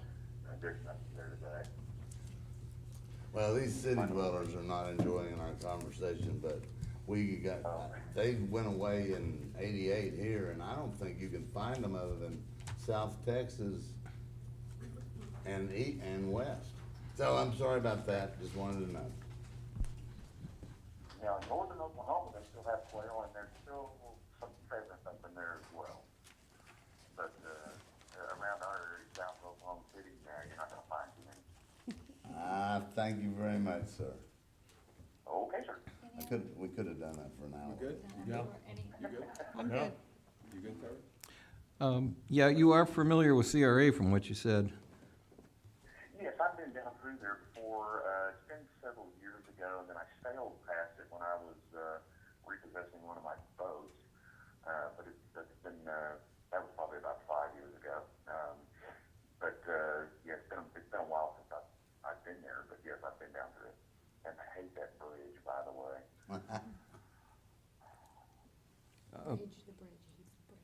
Oh, you hate the, Highway? It's the Which one? Oh, the- Sunshine Bay Bridge. oh, okay. I was referring to the community redevelopment, CRA. Yes, I was looking a little bit at that, yeah. How familiar are you with CRA? Have you had any interaction with it? No, I'm not that close with it. I am not. Okay, that's fine, thank you. Anything else? Okay. Thank you very much. Oh, I have one question before you go, and it's another non-related. Where's Rosebud, Texas? Rosebud, that is about 80 miles, kind of northeast of Austin. Okay, thank you. Yeah, it's not the greatest place, and Rosebud and I did not have a good relationship. Okay. Actually, to be honest, it was one person who was trying to take over the city, which he eventually did, and it was ugly. Wow, that still happens down there, huh? It does. That's politics. Thank you very much. Thank you, sir. We appreciate you calling in tonight. All right, thank you very much, and again, just honored to be counted in the top 5. Thank you very much. Thank you. Thank y'all. Bye-bye. Good night. I gotta call him about the quail. That's a good friend. Oh, I just like the way he talks. he is, I think we had I don't know if I can take two. outstanding candidates, I Yeah. really did. Yeah, so many times, that, you'll never find anybody, you'll never find, well, Yeah, I almost There said are out we there. ought to send him over to, he's got police and fire. Yeah, I was gonna say that, I told her, I said, man, keep your mouth shut. yeah. 3 for 1? Oh, that's right, we could do this night about that. Wow. Okay, where do we go from Well, there? here's where you go. Obviously, it's your choice. I'll give you all the options here. Your choice is you can, this is a workshop, so you can't make the final decision, but you could talk about it and just put it on a regular meeting and decide. You can choose from one of these 3, okay? If for some reason you wanted to re-interview them, you could do that. If you didn't want to choose from one of these 3, your next choice would be, well, do you want to go to the next 5 and do it with them? You could do that, and if you weren't satisfied, or you could skip that and just re-advertise. You understand what I mean? Do I Normally you have change. veto powers? I'm just giving the options No, on I the message. said, do I have veto powers? No, you have no veto power. And so you could obviously you change something, maybe increase the salary or something to get more people or something, but those are kind of your options, and any other ones you can think of, so. These guys are all good. Yeah, these are I 3 don't excellent see going any candidates. further than Not that I should be contributing, but you got 3 great candidates. No, I think I'm happy with all Yeah. 3, and I just think we have to take a little bit more time and go a little bit more in depth with all of them. Sure.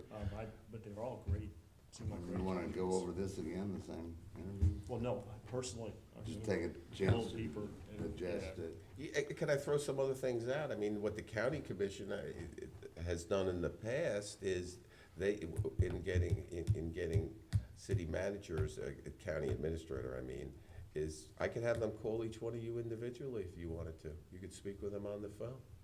You understand what I mean? Yeah. That you could ask them to come over if you want. It's totally up to you. Whatever you want to do. Just a quick question for the record. There were 2 that didn't want to have interviews. They've removed themselves from, okay, thank you.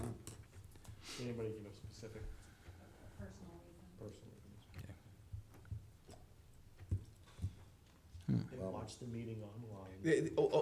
They all watch the meetings. Yeah, sure. I talked to all the candidates over the phone. Most of them were prepared with questions for me when I called them and had been watching the council meetings. So they were very well versed in what was happening. Good. And we're streaming live now. No, we're actually not on a workshop, but they could look at it later, yeah. I really do like, particularly I like the guy from Oklahoma, but, I'm prejudiced, so I want you all to know that. Lupo knows this culture, and he's run it without the CRA, and he's run it just on grants, and he's well liked by all the employees, at least I haven't found any that do not like him. That said, to me, that's the one thing that stands out, is he can hit the ground running. He is a polarizing figure, like I said before. I've had more phone calls and more contacts about him alone than any other meeting that we've had. Yeah, I've kind of had that too. And I did the reading, I was told, look back through the paper, read the articles. I did. Yeah, so did I. There were articles about hunting and such. Well, I'm sorry that, he doesn't like animals. Can he like people? That's irrelevant from what we have here. So I didn't find anything there that would make me, have a problem with Vince Lupo.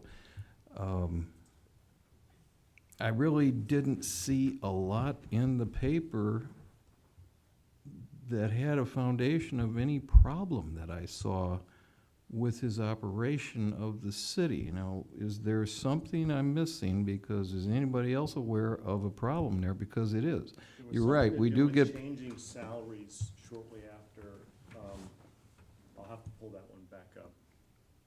That was a question that, when I was Googling came up. And I did Google, I don't know if you guys did you guys Google the other guys too? No. yes, I did. Oh, And I didn't even think couldn't about really it. find anything besides something that maybe they were involved in council meetings or this Yeah. or that. I didn't find anything on the No other, negatives. other two. No, nothing, yeah. God, we gotta miss something. So, but I'll have to check. I'll pull up what I found. It was something to do with changing, maybe Jimmy knows what I'm talking about. Something about have any history on that? salaries being, You're talking about Mr. Lupo? yes. He was here before I got here. Yeah, I don't remember anything Yeah, like that.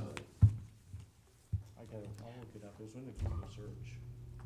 It was like, he wanted to change salary? Or he did without prior approval, or something changed. I don't know about that. I'm not sure either. I'll look it back up. It was something to do, if I'm not wrong, if I remember the article, it's something to do with salaries for staff. Right. Something Um, to do with salaries and staff. Yeah, I'm not sure, To the didn't, tune of like $60,000. Tammy, do you remember anything? I do, sir, but I prefer for council to do their research. Good answer. okay. You've been doing this for a while, haven't you? Pam, I learned from the best, Shirley Dresch. Oh, yeah, I can't elucidate on the Africa thing. And, Mr. C.T. Bowen and I have been so close over the years that, I had a charity and I worked my butt off for this little place called Warmbad in Africa. And he said he would help me. This was right around 2008 when did the Twin Towers hit? 2001. 2001, I'm sorry. Anyway, he was gonna help me raise money for this town. We went over there, yes, we hunted and we did the other. We ended up in Nelson Mandela's office. I had raised all these medicines to take over to the city, and they wouldn't let, the Africans wouldn't let them in. And I was like, why would you not let them in? And it turned out because the pharmacist that was selling to this little city might lose money. And I worked so long, I was furious. Anyway, I got to Nelson Mandela's office and he got sick, missed that opportunity, but we were absolutely, and if we pick Lupo, I will get it all, you don't have to worry about it. All we did was go over there and take off hunting time, and, there were a lot of people, I still have the videos of them, a lot of kids we helped. So, but Mr. C.T. Bowen only thought that we were hunting. So that's really the story of that. And I don't see what hunting has to do. I mean, there were people who were making inferences between hunting and if you can't be good to animals, you won't be good to people. Those kind of comments just didn't take me very far, so. Pardon? Do they say that about fishermen too? I guess we're exempt. Everything that was hunted was given back to the village, so it didn't really matter anyway, but whatever. Can't be politically correct, I can just tell you, there was nothing he did in Africa other than give money. Well, what's council's pleasure? We go back and sit on these three and come back for a I'm decision? happy with all three. I think I'm- they're all really I think good you candidates can't- I don't think you can lose. on any of them. Can we agree that way? You're gonna pick from one of these three? One of these. Yeah. One of these three. Yes. Okay, and then I'm just trying to think of No. options for you. If you want, you know, we can Google, you know, no I was better gonna than you say- can, but you know. I did. How expensive is the background checks that we're going to do for this? Oh, hey, let me answer. Just so everybody knows, Tammy said to look, search it yourself, so I can't remember what exactly. we'll I get you to answer that in a I second. think it was just Gadgets and Vincent iPods and Lupo, that. Port Richie, I think that's all I put in there, and. Just for the record, as with any employee, you know, there'll be a contract with the city manager prior, which would be subject to a full NCIS search. You know, the police department will go out to Oklahoma, Texas, or here and do the full search. We do that. Yeah. But that's not a background search. Do you understand what I'm saying? No, that's a, Gotcha. Yeah, but we do that with, we're gonna do that with whoever it is. We do that with every employee of the So city, can I so. ask then, Terry, what kind of things were you getting? I got about 50-50. I got people that were like, the city ran great when Vince was here, and we got a lot of grant money, and then I got other people saying it was a nightmare. I And would- Yeah, mine was more like 80-20 or, yeah, it was stronger than Which direction? in favor. But I guess, suppose it depends who you talk to. Yeah, like I say, I'm gonna have to try to find more information. And nobody really shared with me what their problems were. I didn't get that, so I'm gonna have to try to find it evidently on my own, as you will. But I think he brings a lot of passion about this city with him. So that and the knowledge that he's had background with this city and knows it. Background is a But thing, these, and could be a bad thing. yeah, I mean, it's gonna be, I can attest to that. Well, Yeah. The fact that he has the background, I think is a major 80-20. Everybody's gonna have a problem. No, Oh, yeah. but I gotta look at it this way too, when I think that reason why Jenny and I are both here is that people wanted a fresh new look to the city. And I think that's one of the reasons we got elected. So my thought process also goes to, maybe we need a fresh new look completely. Yeah, I've thought that myself. But I know over the last few years when we were facing all these problems and, I remember sitting in that chair saying, how do we go back, how can we find out how we go back to the place where we jumped off the track? Good luck. And Mr. Lupo was there before the thing jumped off the track. And so I think that is a very strong character for him. Times may have been different then, the economy might have been different, we had Council was more people in town, we had higher, There were more clashes within the Oh, city by far. I believe that to be true. Personally, I think he was fired totally for no reason. But here's what I wanna make important. I bring to your attention very much. He is the last person that ran this place without the CRA. He and I found the CRA and he put it in. And then he got fired, I guess, for finding us $1.2 million a year. I can't say a bad thing about one person here, no. but. No, I said they're all great. I think they're all great They're candidates. good. They're good. I would go for Oklahoma #2. But, again, he ran it without CRA, without.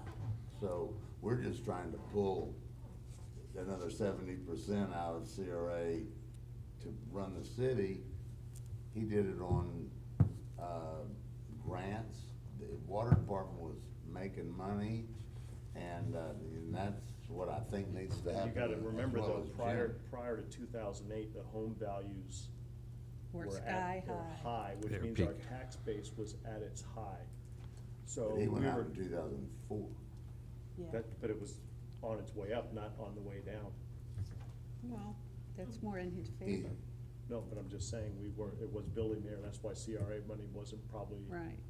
needed, is when you lose population and you lose home values, you have less tax base to work from, which then the CRA money came in time to start helping that out, I think. Well, yeah, but remember, he brought it in, and we have permits, which we wouldn't even have all these discussions with the county if he hadn't found the CRA and put it in and gotten the permits. We are ready to dredge. We would not be there if he hadn't found that. Right. And, I was looking over the attorney and his shoulders to make sure that intermodal was in there. But again, I'm prejudiced. I know the man worked good. I think you could ask any other employees, and No, I they're would want be us to not find afraid out. at all. Is that They something won't we tell can us do, Jim? anything. I kinda missed that. Ask, are we allowed to ask employees about their prior dealings with him? If that's something, There's nothing legal prohibiting that, that's what it. well, I would think Dale it- just said it, and I just didn't know Yeah, if that was well, appropriate. you know, there's nothing legally stopping you from that. I guess the reason employees may be hesitant is. I know why they'd be. Well, they're being Yeah. hesitant because, you know, you gotta remember, this may be their boss, you understand me? So No. you- Yeah. Are That's you gonna exactly get a it. non-biased answer, you know what I mean? Somebody could say, no, I don't like that guy, I'm just saying that, but there's nothing legally stopping you from that, but that could be a little problematic. Yeah, I don't think it gets, I You mean, know, but Tammy it's up won't to the tell four me of you. why, whatever that was. I'm sorry, sir. That was the right answer. I agree, if I can find it, anybody can find it, so it won't be that hard. Well, what do we do? It's up to the Well, we council. wanna make decisions from these three, we've already Right. I think agreed we to went that. down to Agreed to that. So, No more I wouldn't mind just giving us a little time to go over the notes. How about this? You know, and- Believe me, I don't wanna put anything off, but there's a meeting a week from Tuesday. I'll put this on the agenda, cause if you're gonna hire someone. Is that the 23rd? Yeah, I believe so. Is that 23rd next meeting? Today's the 11th? Yeah, but then don't we also have the, public safety on that one public safety too? on that same time?